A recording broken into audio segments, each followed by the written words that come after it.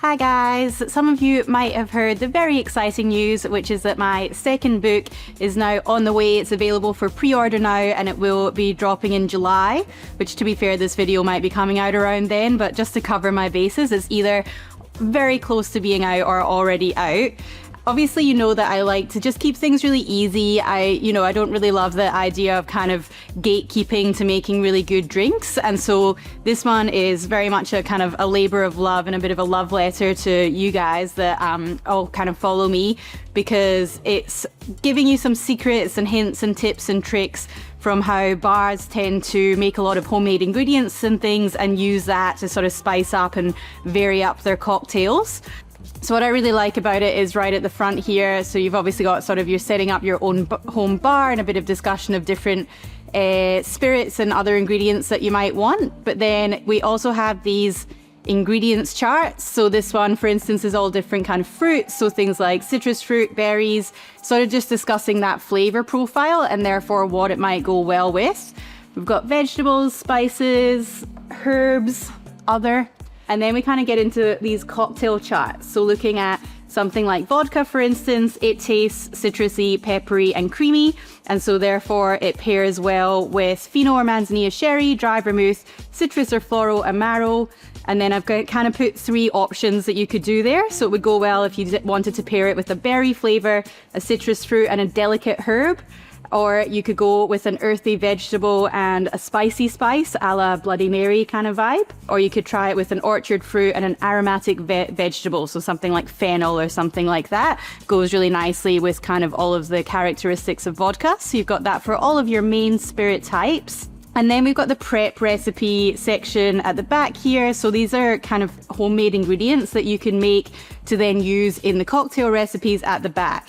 So one of the easiest sections is the purees. You obviously don't have to kind of do much there. You're essentially just blitzing stuff up, but I like to show you how nice and easy it can be.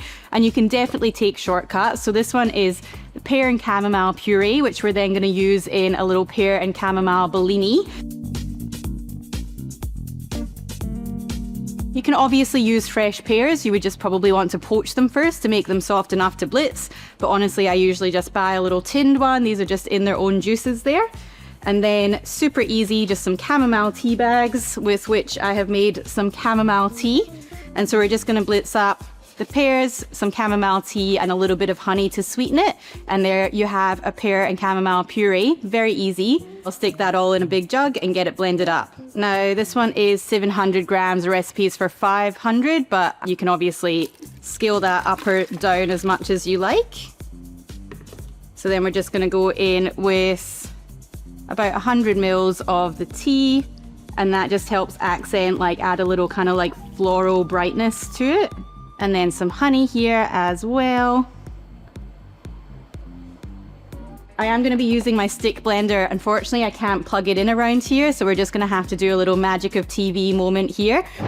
So you can see now I've got a nice, quite liquidy puree. Obviously, we're wanting to use this in a drink, so you don't want it to be too kind of viscous, I suppose, and not able to be poured. Of course, have a little taste of it once you've blitzed it all up. See if you want to add any more honey or any more chamomile. But I think that's pretty good. Now I'm going to pour this into something a little nicer because I feel like the production team are stressing by my big plastic jug here. So pop that in there. And then we're just going to make a super simple Bellini. So Bellini kind of traditionally more often peach, but I really like it with this pear to kind of mix it up.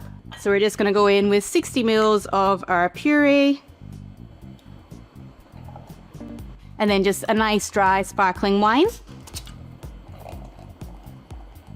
About 120 mils of that. Give that a little stir.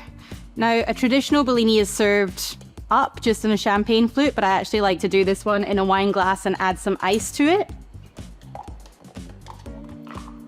And then we've got a few little fresh pear slices just to sort of fan in there. And I'll add a straw.